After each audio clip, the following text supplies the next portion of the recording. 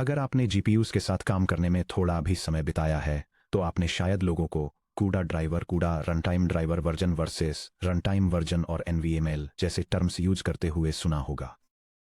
इन्हें software binaries का एक धुंधला सा मिक्सचर मान लेना आसान है, जो जादुई रूप से आपके ग्राफिक्स कार्ड से बात करता है। लेकिन लो लेवल मास्टरी का टारगेट रखने वाले सी प्लस प्लस डेवलपर्स के रूप में हार्डवेयर स्टैक को एक ब्लैक बॉक्स की तरह मानना काम नहीं आने वाला है।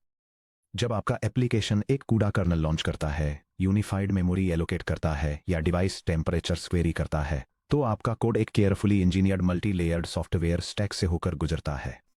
इस आर्किटेक्चर को समझना ही उन प्रोग्रामर्स को अलग करता है जो सिर्फ जीपीयू कोड लिखते हैं, उन सिस्टम्स इंजीनियर्स से जो ड्राइवर मिसमैचेस को डीबग कर सकते हैं, डायनेमिक प्लगइन सिस्टम्स बिल्ड कर सकते हैं, कॉन्टेक्स्ट ओवरहेड को ऑप्टिमाइज कर सकते हैं और सिस्टम कॉल परफॉर्मेंस बॉटलनेक्स को समझ सकते हैं। इस सेक्शन में हम एनवीडिया ड्राइवर स्टैक आर्किटेक्चर को टॉप टू बॉटम डिसेक्ट करने जा रहे हैं।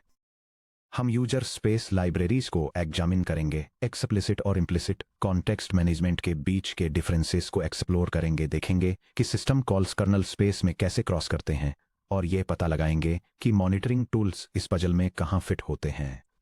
Section break, the big picture यानी the Nvidia software ecosystem. Code और हेडर्स में डाइव करने से पहले आइए एक बर्ड्स आई व्यू देखें कि ये पीसेज आपस में कैसे फिट होते हैं। यह डायग्राम एनवीडिया कूडा सॉफ्टवेयर स्टैक के आर्किटेक्चर को दिखाता है, जिसमें यूजर स्पेस एप्लीकेशन से लेकर फिजिकल जीपीयू हार्डवेयर तक का फ्लो दिखाया गया है। यूजर स्पेस में एप्लीकेशंस कूडा रनटाइम ड्राइवर या मैनेजमेंट लाइब्रेरी एपीआई के साथ इंटरेक्ट करते हैं, जो यूजर स्पेस ड्राइवर के साथ इंटरफेस करते हैं। यूजर स्पेस बाउंड्री के नीचे लिनक्स कर्नल स्पेस में कोर, यूनिफाइड मेमोरी और डिस्प्ले कंट्रोल ड्राइवर्स होते हैं। ये kernel drivers physical graphics processing unit को मैनेज करने के लिए पीसीआई बस के जरिए कम्युनिकेट करते हैं। बीच में से जाने वाली हॉरिजॉन्टल लाइन पर ध्यान दें। उस लाइन के ऊपर सब कुछ यूजर स्पेस में रन होता है, जो कि x86-64 आर्किटेक्चर्स पर रिंग 3 है। इसके नीचे कर्नल स्पेस यानी रिंग 0 आता है। टॉप पर आपका प्लस प्लस एप्लीकेशन 3 मेन इंटरफेसेज के साथ इंटरेक्ट कर सकता है। पहला है कूडा रनटाइम एपीआई libcudart.so, जो हाई लेवल फ्रेंडली और कंपाइलर इंटीग्रेटेड है। दूसरा है कूडा ड्राइवर एपीआई libcuda.so, जो लो लेवल एक्सप्लिसिट और कोर्स ग्रेन्ड है।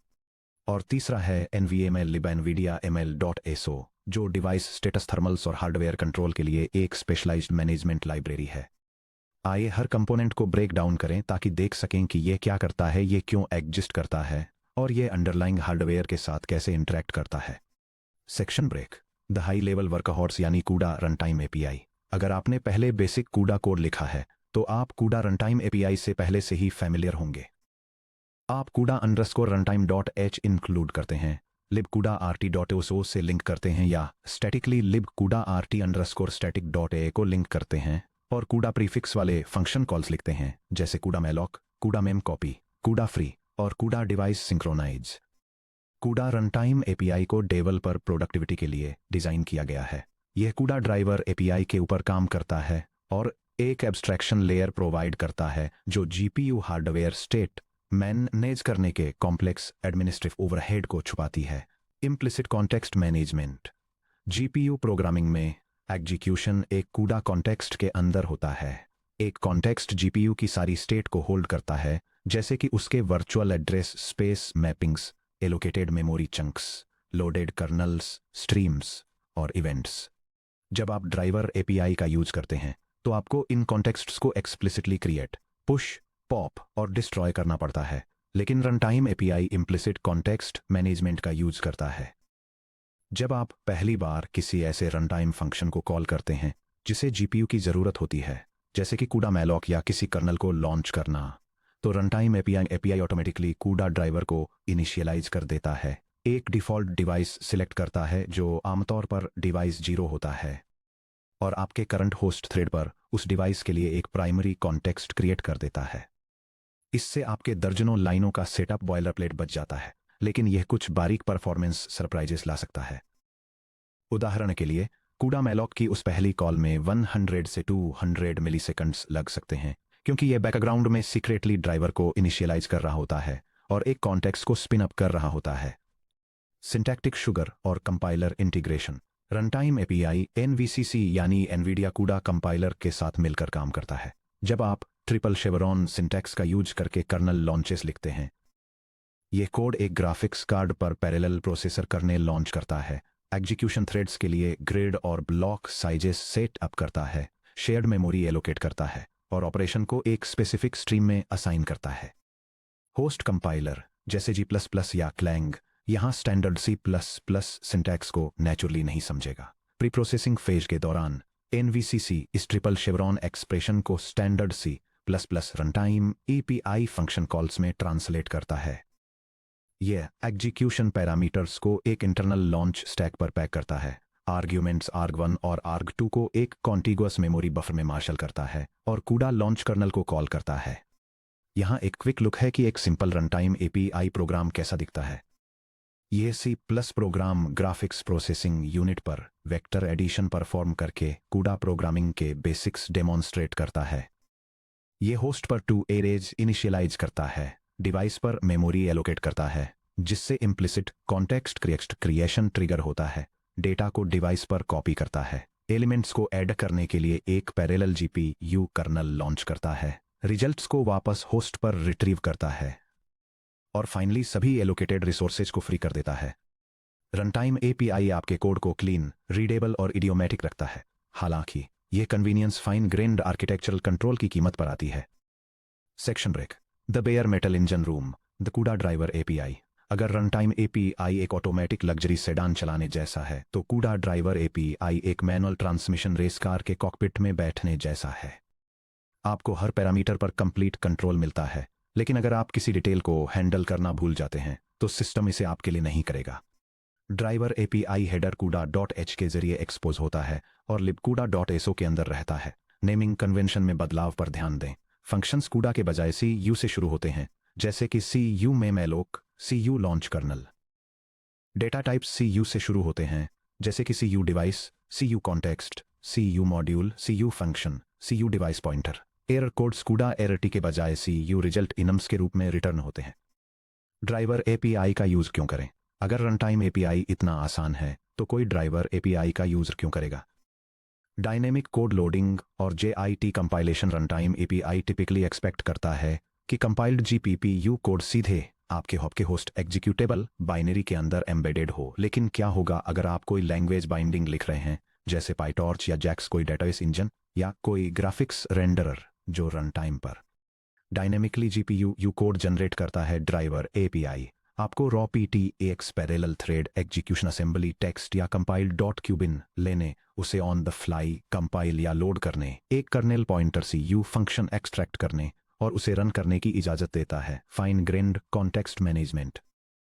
कॉम्प्लेक्स मल्टी थ्रेडेड सॉफ्टवेयर में आप शायद अलग अलग थ्रेड्स के लिए डिस्टिंक्ट कॉन्टेक्स्ट्स बनाना चाहते हों, एड्रेस स्पेसेस को आइसोलेट करना चाहते हों या भी रैम खाली करने के लिए GPU कॉन्टेक्स्ट कब डिस्ट्रॉय हो इसे प्रिसाइजली कंट्रोल करना चाहते हों। ड्राइवर API आपको CUCTX create, CUCTX push current और CUCTX डिस्ट्रॉय जैसे एक्सप्लिसिट कमांड्स देता है।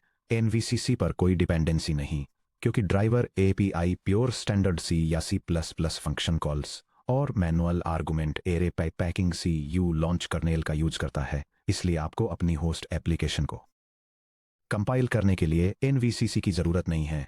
आप अपने होस्ट कोड को बिना किसी स्पेशल बिल्ड पासेस के स्टैंडर्ड G++, क्लैंग ++ या AMSVC कंपाइलर्स के साथ कंपाइल कर सकते हैं। एक ड्राइवर API एप्लीकेशन को डिसेक्ट करना। चलिए देखते हैं कि कैसे बिल्कुल same vector addition program low level driver API का यूज करके इंप्लीमेंट किया जाता है। यह C++ प्रोग्राम डेमोन्स्ट्रेट करता है कि GPU कर्नल को एग्जीक्यूट करने के लिए low level CUDA driver API का यूज कैसे करें। यह ड्राइवर को इनिशियलाइज करने, फर्स्ट ग्राफिक्स कार्ड को सिलेक्ट करने और एक कंप्यूट कॉन्टेक्स्ट क्रिएट करने के साथ शुरू होता है। इसके बाद ये एक रो GPU इंस्ट्रक्शन स्ट्रिंग को डायनेमिकली लोड करता है जो एक वेक्टर एडिशन ऑपरेशन को रिप्रेजेंट करती है। फिर यह प्रोग्राम ग्राफिक्स कार्ड पर मेमोरी एलोकेट करता है, होस्ट से इनपुट डेटा ट्रांसफर करता है, एग्जीक्यूशन ग्रिड को कॉन्फ़िगर करता है और कंप्यूटेशन लॉन्च करता है। फाइनली यह रिजल्ट्स को रिट्रीव करता है, एक वेरिफिकेशन वैल्यू प्रिंट करता है और सभी एलोकेटेड हार्डवेयर रिसोर्सेज को क्लीन अप करता है।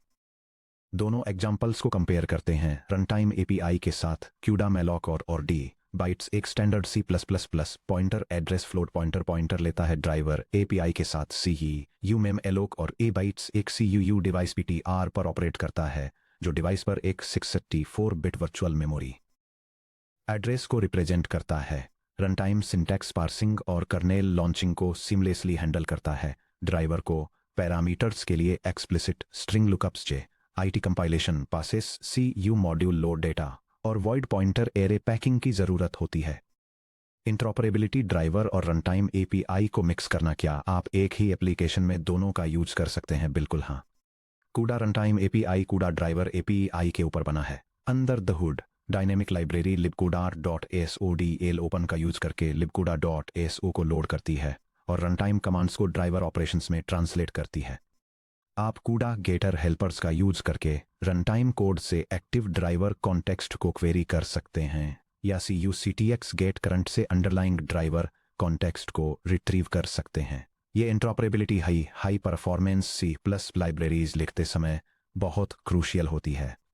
आप कंफर्टेबल रन टाइम एपीआई का यूज करके अपना हाई लेवल एप्लीकेशन लॉजिक लिख सकते हैं, जबकि स्पेसिफिक स्पेशलाइज्ड टास्क जैसे डायनेमिक जे आईटी कंपाइलेशन या advanced inter process memory sharing के लिए ड्राइवर एपीआई पर ड्रॉप डाउन कर सकते हैं। Section break physical hardware operations manager NVML जबकि ड्राइवर और run time APIs are compute task memory allocate करने डेटा कॉपी करने कर्नेल्स लॉन्च करने और एग्जीक्यूशन सिंक्रोनाइज करने पर फोकस करते हैं। वे intentionally physical hardware management operations को अवॉइड करते हैं। क्या होगा अगर आपके एप्लीकेशन को कुछ ऐसे सवालों के जवाब देने की जरूरत हो, जैसे कि जीपीयू 0 का करंट टेम्परेचर क्या है, जीपीयू अभी कितने वॉट पावर कंज्यूम कर रहा है, करंट पीसीआई लिंक विड्थ और जनरेशन क्या है, क्या इस A100 या H100 एक्सेलरेटर पर multi instance GPU MIG mode enable है, क्या बोर्ड पर अनकरेक्टेबल ईसीसी मेमोरी एरर्स डिटेक्ट हुए हैं। इनमें से कोई भी ऑपरेशन आपके हाई लेवल कंप्यूट करने लूप में बिलोंग नहीं करता है। यहीं पर NVML NVIDIA मैनेजमेंट लाइब्रेरी काम आती है।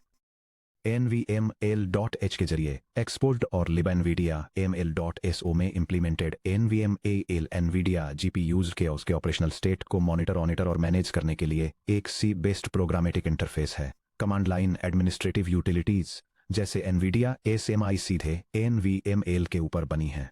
यहाँ बताया गया है कि कैसे C++ में एक मॉनिटरिंग थ्रेड या डायग्नोस्टिक यूटिलिटी NVML के जरिए थर्मल और ऑपरेशनल स्टेटस को क्वेरी कर सकती है।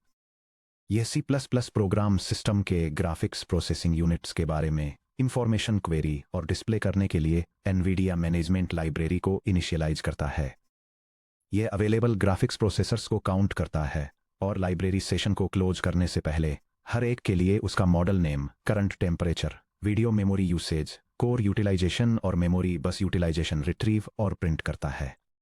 ध्यान दें कि NVML को कूडा कॉन्टेक्स्ट की जरूरत नहीं होती है। आप कंप्यूट पाइपलाइन को इनिशियलाइज किए बिना या VRAM का एक सिंगल फ्लोट भी एलोकेट किए बिना पावर यूसेज, फैन स्पीड्स और मेमोरी एलोकेशंस को क्वेरी कर सकते हैं।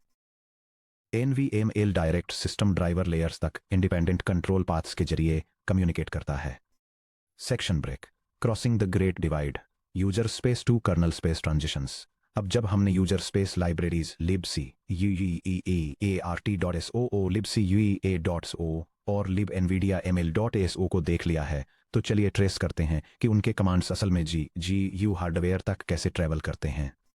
Chapter 15.2 system call boundary mechanics और चैप्टर 15.5 डिवाइस ड्राइवर आर्किटेक्चर में हमारे डिस्कशंस को याद करें।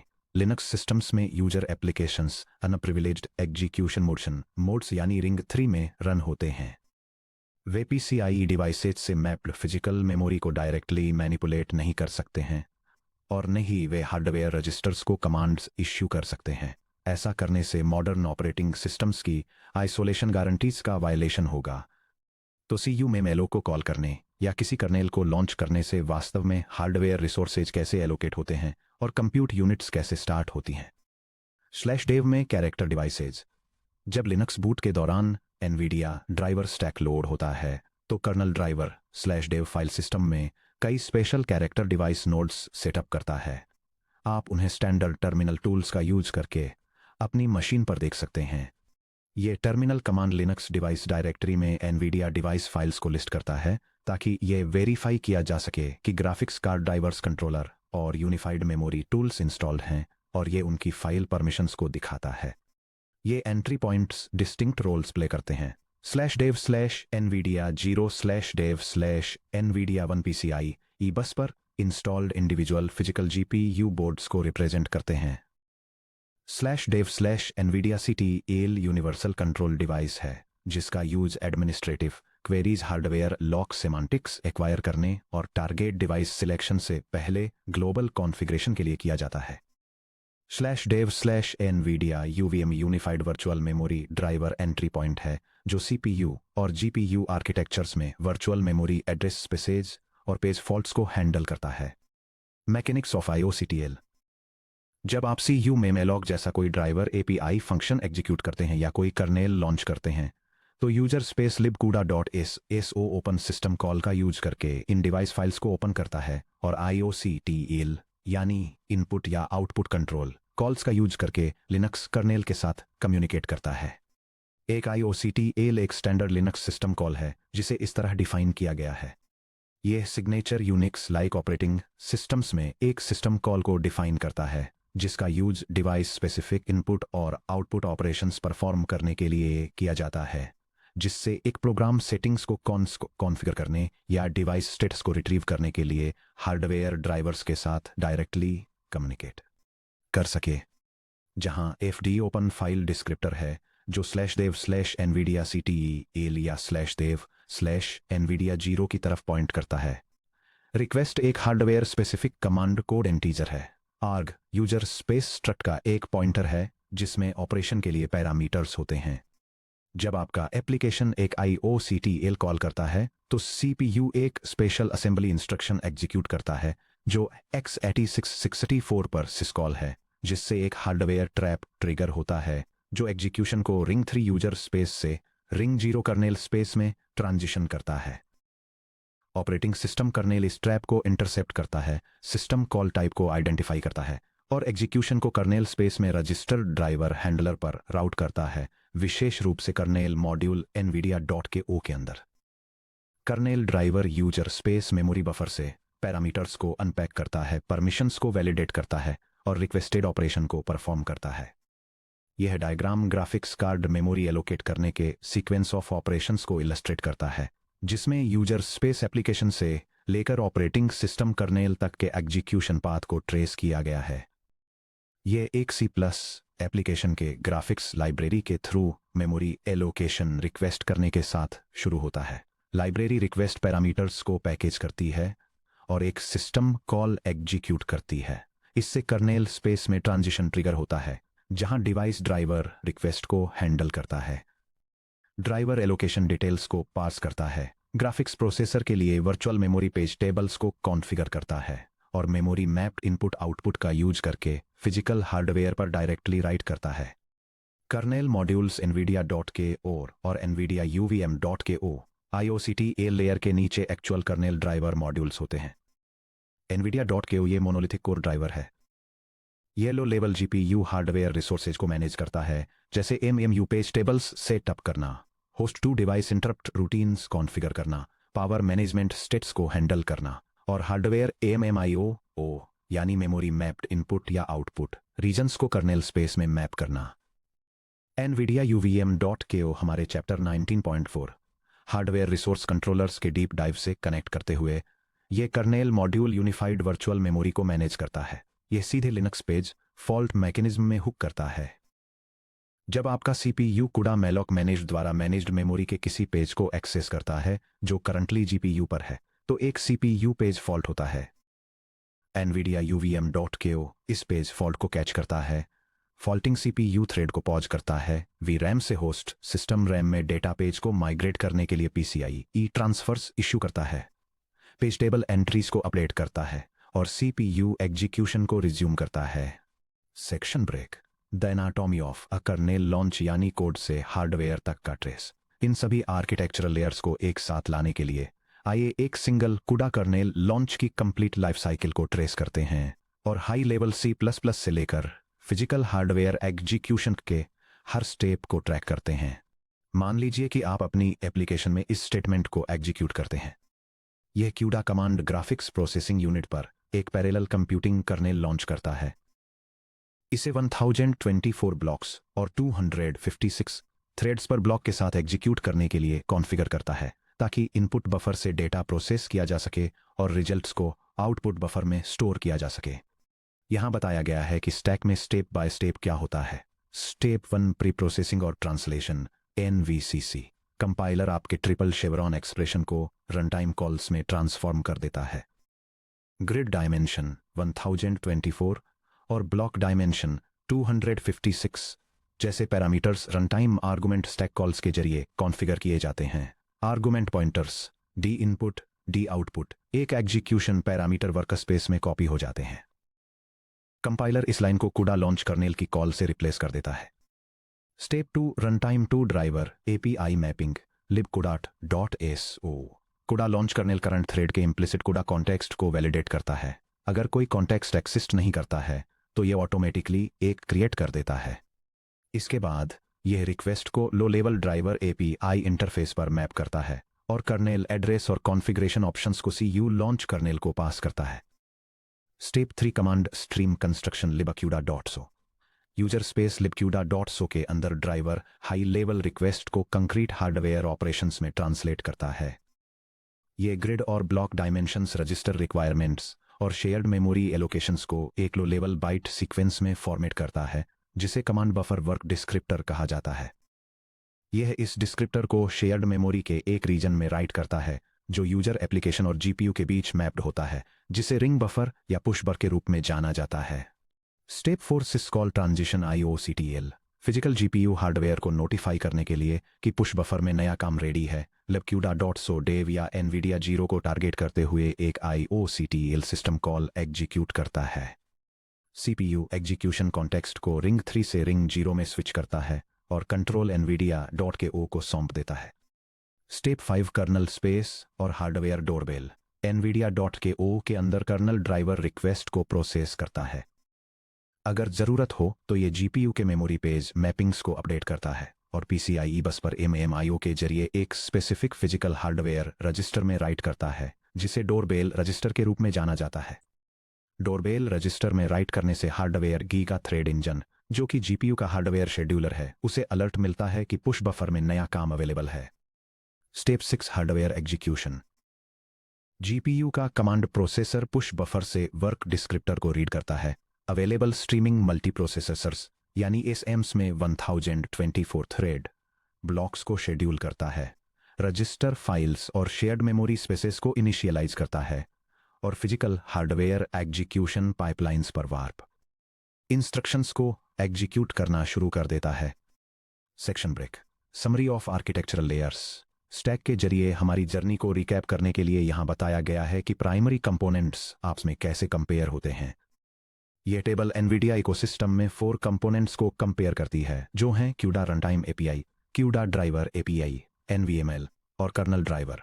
CUDA runtime API shared library libcudat.so और हेडर फाइल CUDA_runtime.h का यूज करती है। यह इम्प्लिसिट कॉन्टेक्स्ट मैनेजमेंट के साथ एक हाई लेवल एब्स्ट्रैक्शन पर ऑपरेट करती है, जो फर्स्ट कॉल पर ऑटो क्रिएट हो जाता है। यह डेवलपर प्रोडक्टिविटी पर फोकस करती है और ट्रिपल एंगल ब्रैकेट सिंटैक्स और सिंपल होस्ट या डिवाइस डेटा मूवमेंट्स को सपोर्ट करती है।